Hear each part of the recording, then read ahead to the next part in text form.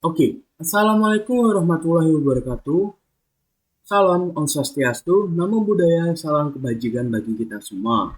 Perkenalkan, nama saya Muhammad Iqbal Fadila dari Prodi Teknologi Rekayasa Otomasi, Sekolah Vokasi Universitas Diponegoro, dan NIM 3 digit terakhir saya 085. Nah, di sini saya akan menjelaskan tentang algoritma dan pemrograman yang berisikan materi fungsi atau function ya teman-teman. Nah, di dalam materi fungsi ini termasuk ke algoritma dan pemrograman. Nah, langsung saja kita langsung ke materinya. Nah, yang pertama ada definisi fungsi. Fungsi dalam algoritma dan pemrograman adalah sebuah blok kode atau subprogram yang dirancang untuk melakukan tugas tertentu dan dapat digunakan kembali. Fungsi biasanya memiliki nama, parameter sebagai input, dan dapat mengembalikan nilai sebagai output setelah menjalankan perintah di dalamnya. Penggunaan fungsi membuat program menjadi lebih terstruktur, efisien, dan mudah dikelola karena bagian kode yang memiliki tujuan sama tidak perlu ditulis berulang kali.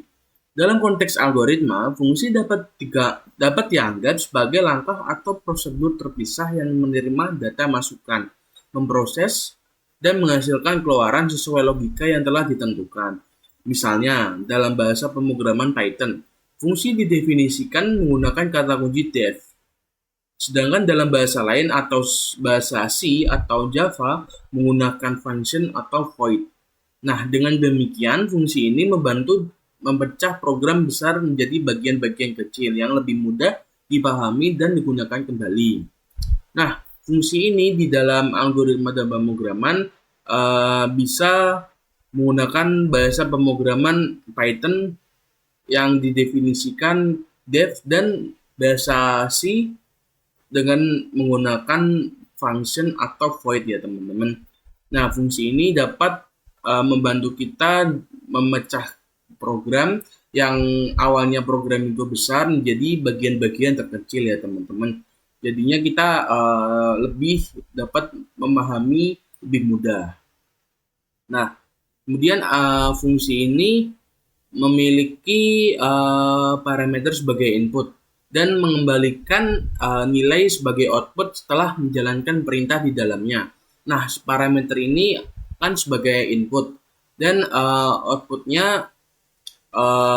keluaran outputnya ini menjalankan perintah yang tadi yang awalnya kita masukkan ke dalam input ya teman-teman. Nah, penggunaan fungsi ini membuat program menjadi lebih terstruktur, efisien, dan mudah dikelola. Karena bagian kodenya ini memiliki tujuan sama tidak perlu ditulis berulang kali.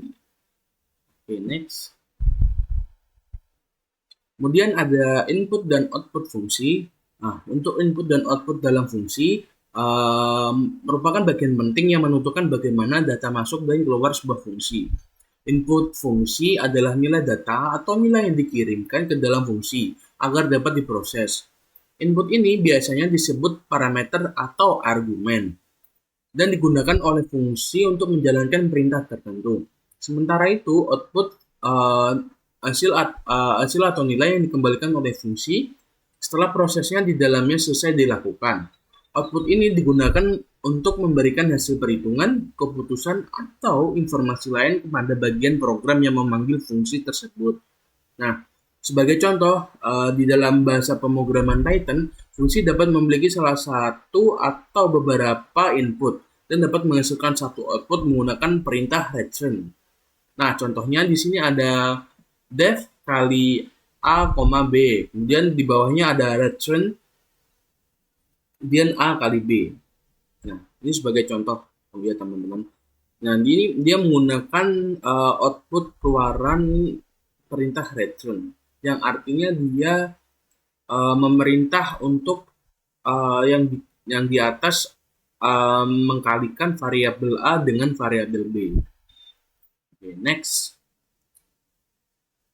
Kemudian ada memanggil fungsi lain. Nah, memanggil fungsi lain di dalam algoritma dan pemrograman ini berarti menjalankan atau menggunakan fungsi yang telah didefinisikan sebelumnya di dalam fungsi lain. Nah, konsep ini disebut fungsi bersarang atau nested function call atau pemanggilan fungsi antar fungsi.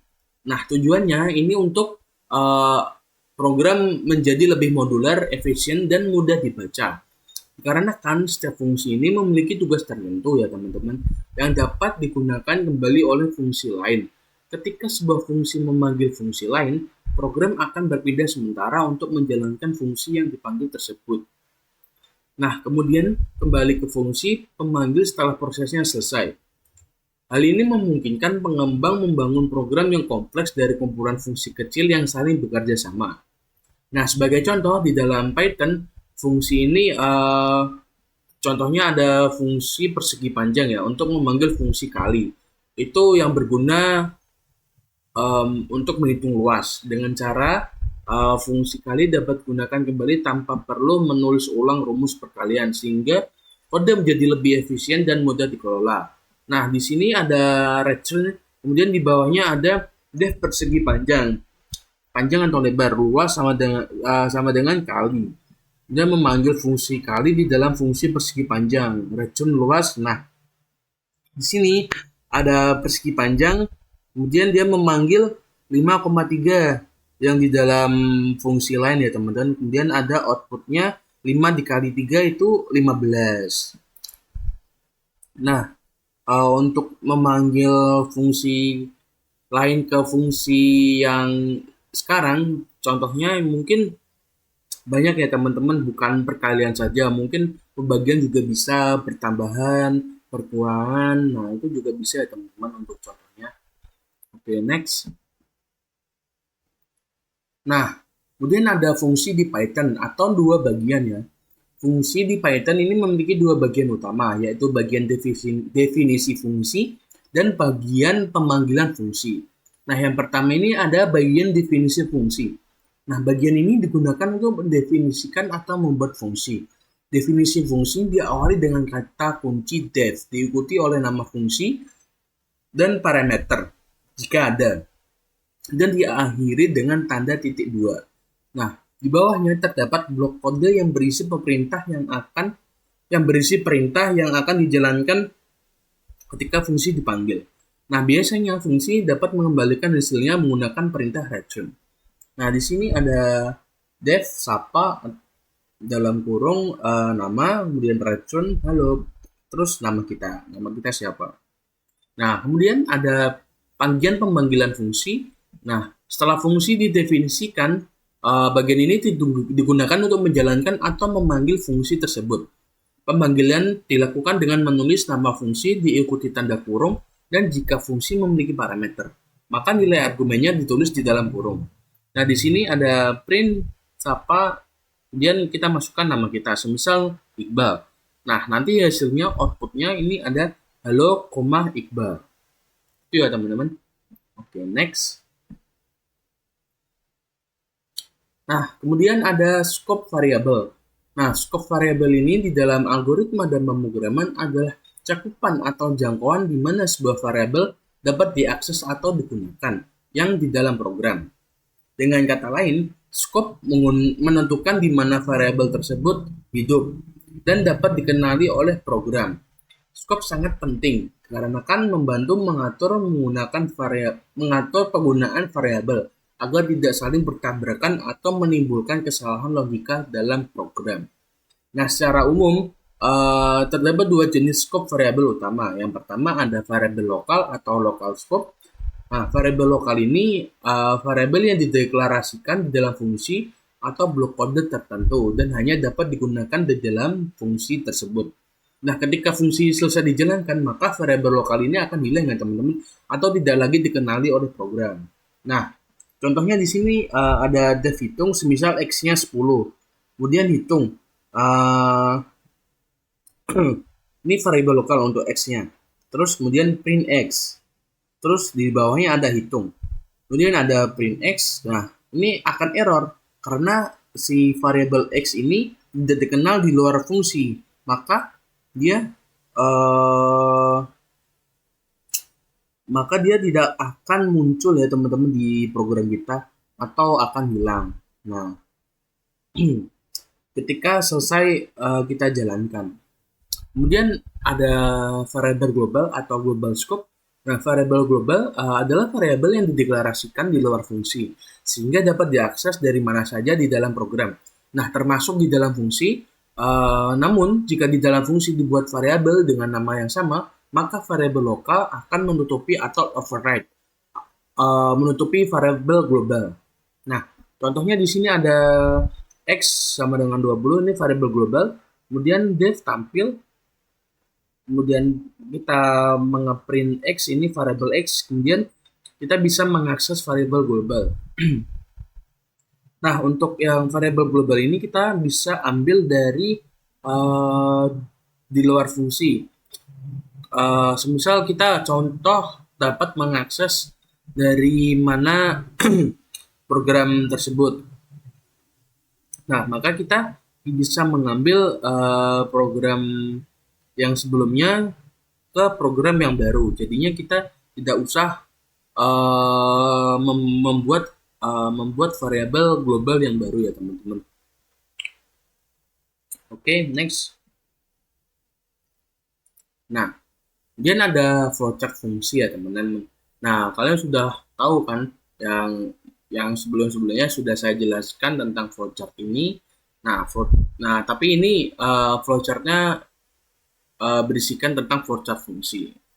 Nah, flowchart fungsi adalah diagram alur yang menggambarkan langkah-langkah atau proses kerja di dalam sebuah fungsi dalam algoritma dan pemrograman.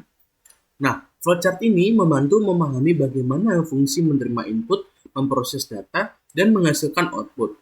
Dengan menggunakan flowchart, logika dalam fungsi ini menjadi lebih mudah dipahami sebelum diubah menjadi kode program. Nah, berikut ada elemen-elemen dasar flowchart fungsi. Yang pertama ada terminator atau oval, itu menunjukkan awal dan akhir fungsi. Yang kedua ada input atau output, itu bentuknya ada jajar genjang.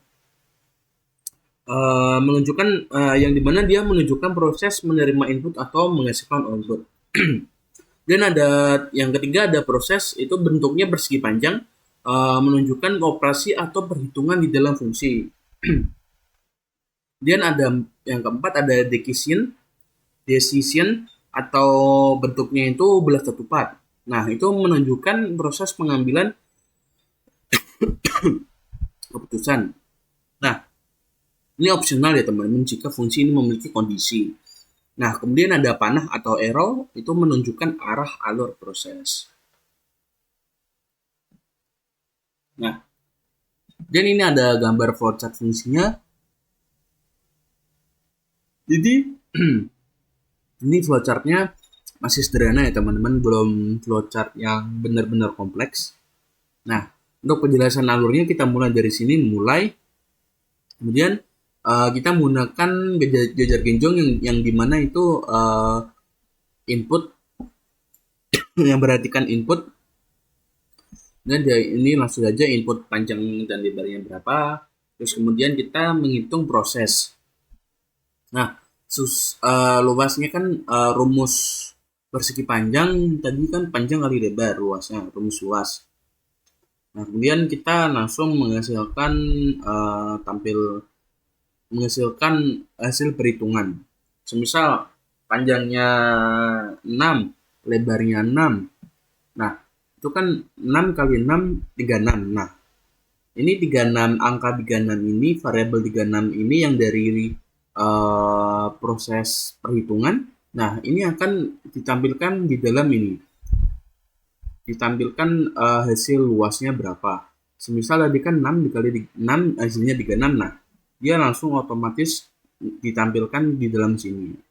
Dan selesai.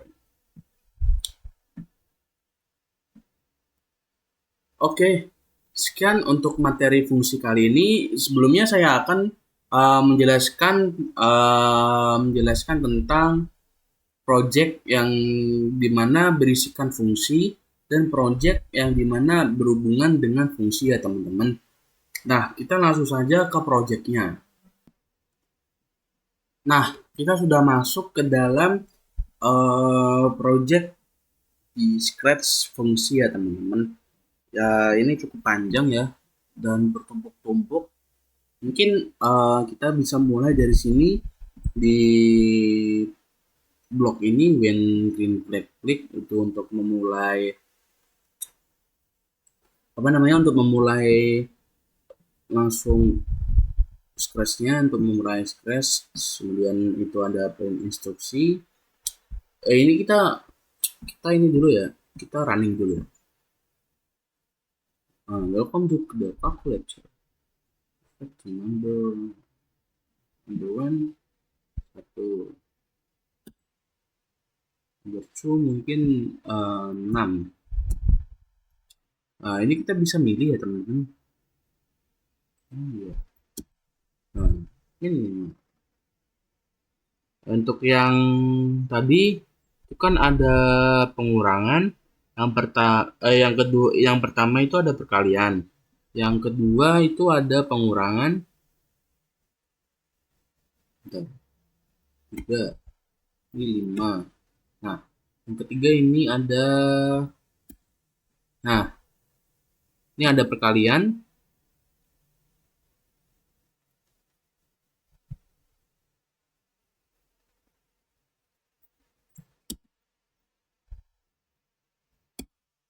Nah, ini yang keempat ini ada bagian. Nah, oke. Misal ya ini ya untuk programnya, untuk scratch-nya ini ada yang pertama ada blok hijau seperti biasa, yang dimana ini di dalam blok event. Ini ada, kemudian ada print instruksi, ini ada blok dari my block. Ini kita langsung saja mungkin. Dan ada untuk memasukkan nomornya, ask number 1 and wait. Nah, itu bisa nih, kita blok ini. Nah, kemudian ada bisa kita ganti number 1. Dan ada control ini untuk meng-set number kita ya teman-teman. Mana? Set.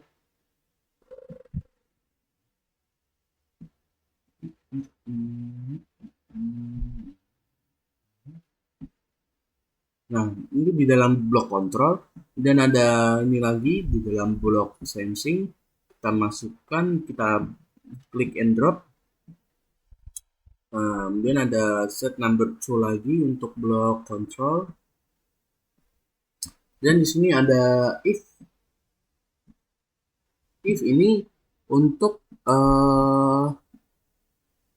menghubungkan di dalam operation ini kan ada sama dengan 1.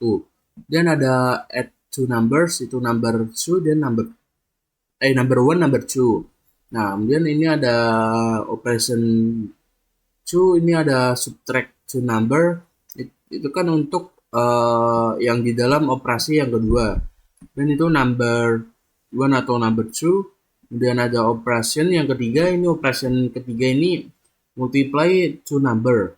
Nah, yang number 1, number 2, dan ada operation keempat. Di sini ada di bawahnya block not sumber. Nah, yang di bawahnya ada divide two number, yang number 1, number 2 untuk memilih nomornya. Kemudian ada kita else say division by 0 is not possible. Dan menunggu 2 detik. Kemudian ada stop. Dan ada else lagi, itu mengatakan operation number is not correct.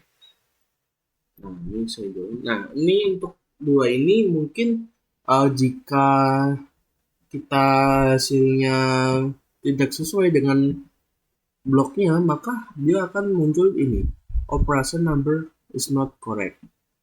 Division by 0 is not possible. Kita coba lagi ya teman-teman. Kita running lagi.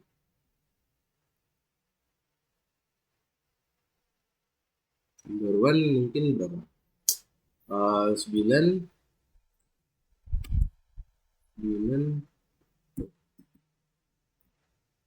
Nah, ini tipe pertambahan. Nah, 10. 9 tambah 1 kan 10 ya. Itu kan untuk operasi pertambahan. Nah, ini mungkin 3, 5, naik, 5.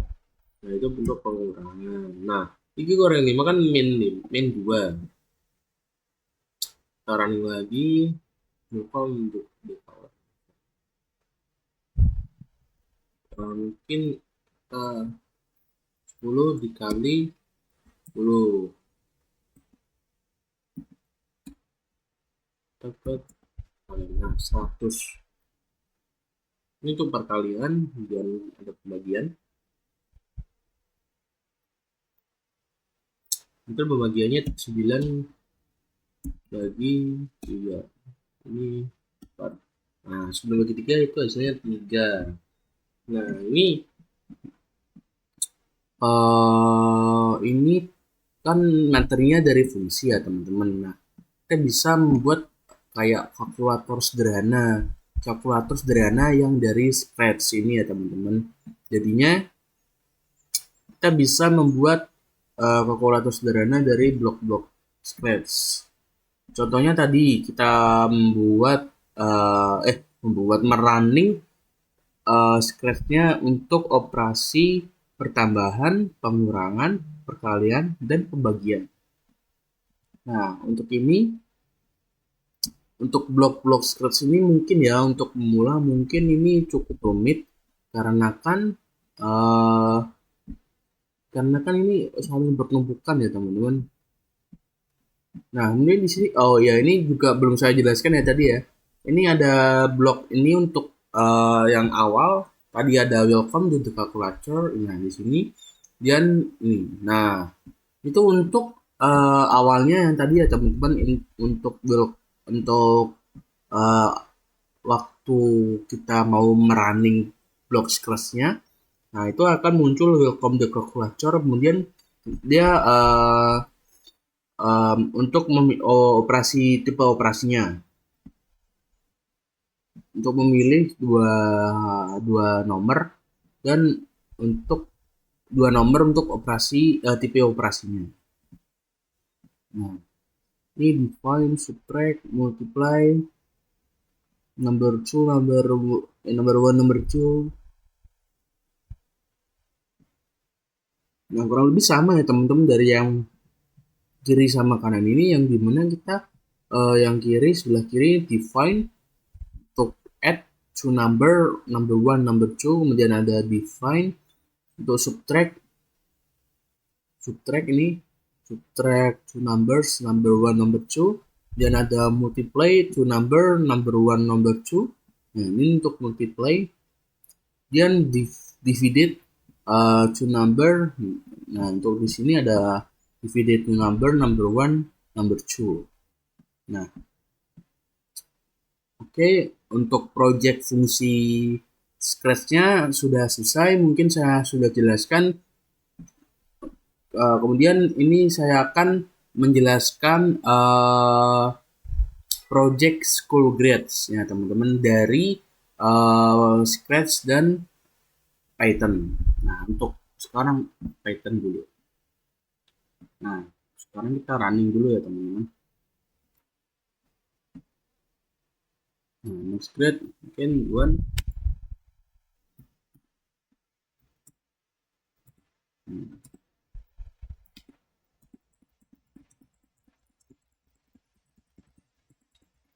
Nah, wait.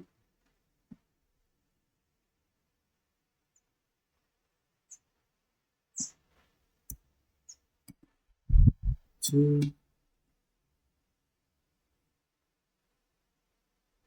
Kok error?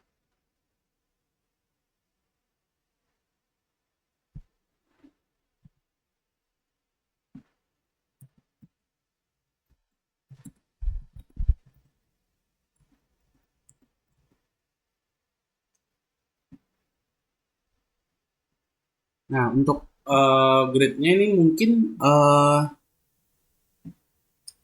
ada minimal dan maksimum ya teman-teman. Nah, untuk minimalnya itu 0, kemudian maksimalnya itu tadi ini berapa? Dan 10. Jadi kalau semisal kita mengetik 11, maka dia akan terjadi error. Nah, masuk error. Gitu.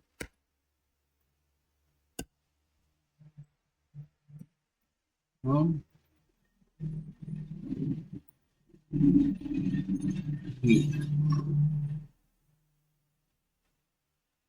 Nah, maka ini ada muncul 560 min 1.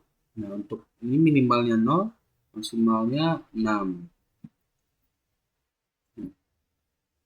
Nah, kita lagi 0, 10, min 3, min 1. Nah, untuk ini mungkin minimalnya 0, maksimal 10, maka rata-ratanya itu 5. Nah, ini untuk mencari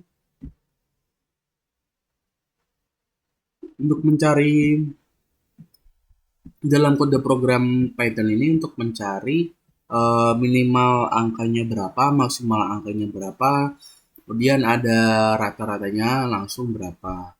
Nah, jika tadi sudah saya ketikkan,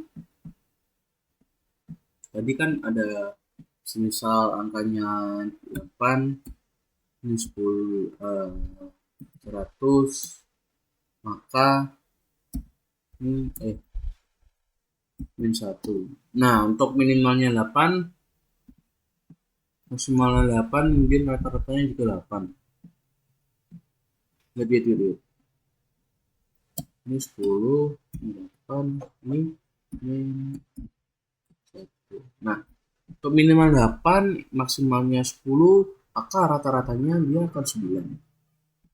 Jika ini next 8, ini 5, ini min 1. Nah, minimalnya 5, maksimalnya 8, maka rata-ratanya 6,5. Itu teman-teman. Nah, mungkin ini untuk kode programnya kita menggunakan dev ya teman-teman. Yang dev ini untuk Python. Nah, kemudian ada menggunakan while, if, else, return, dan for. Ada balik lagi ke def, for, if, return lagi, def, for, if, number lebih besar maksimum sama dengan number, return maximum, kemudian ada def, compute list average, number list, ada sumnya 0, for number in number list, sum bersama dengan sum number, average dengan sum length number list, kemudian return average, return atau rata-rata.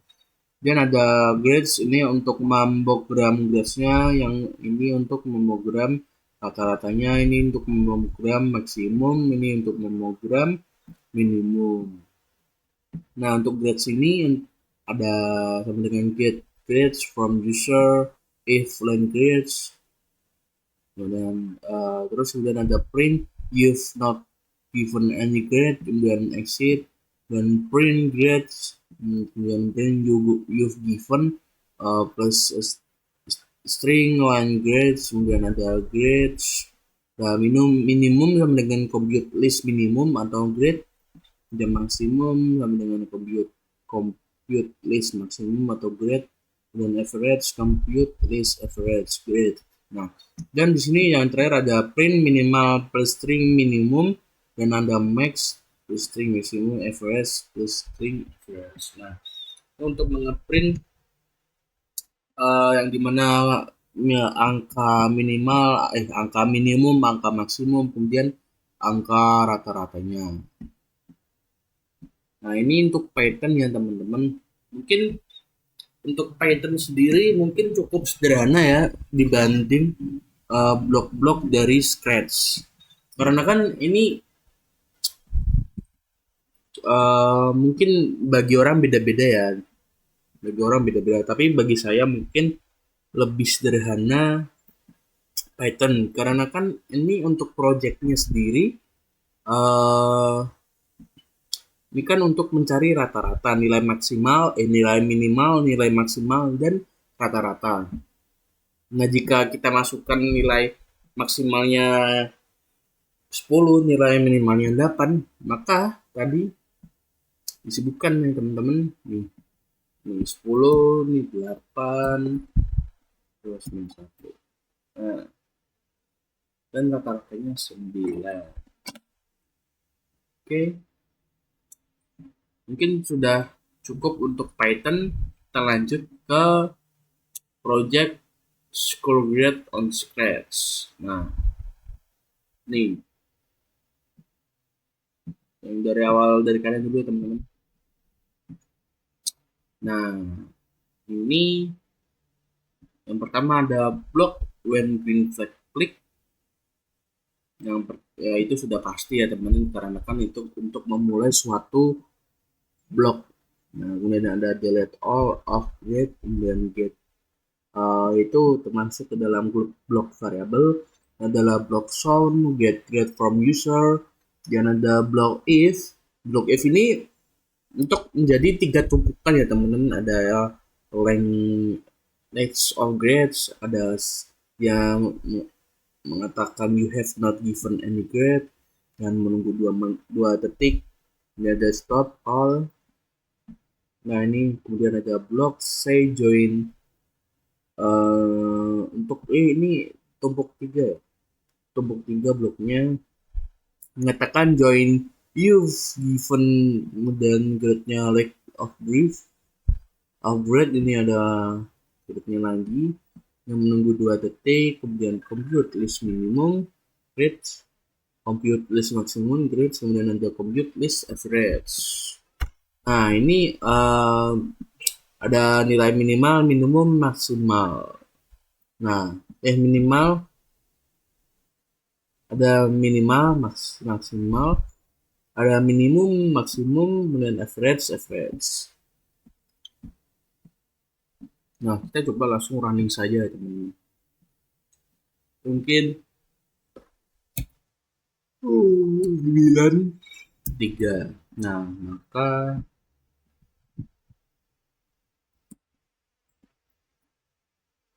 min 1 lupa.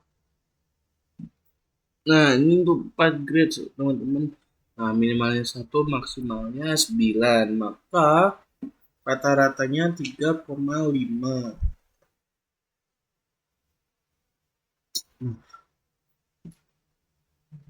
Untuk ini maka kurang lebih sama untuk dari yang Python. Tadi sudah saya katakan untuk nilai maksimal, nilai minimal itu ditentukan untuk menentukan rata-rata. Nah, yang dimana nilai maksimal dan minimal ini di dalam Scratch dia juga membutuhkan min 1 ya teman-teman untuk men-stop programnya dan menghasilkan nilai rata-ratanya. Kita coba lagi, mungkin maksimalnya lebih gede, ini 10, terus ini 5, maka 1. Nah, ini kan maka rata-ratanya dia 7,5. Yang nilai maksimalnya 10, nilai minimalnya 5, maka rata-rata dihasilkan 7,5. Oke.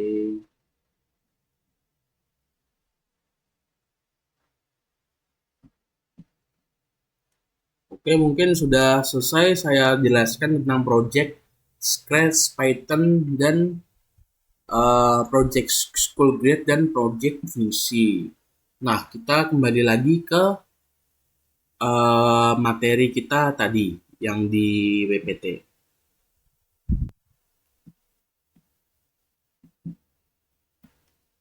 Oke, sekian mungkin video saya untuk membahas tentang materi fungsi yang di dalamnya ada project-project yang menarik ya teman-teman.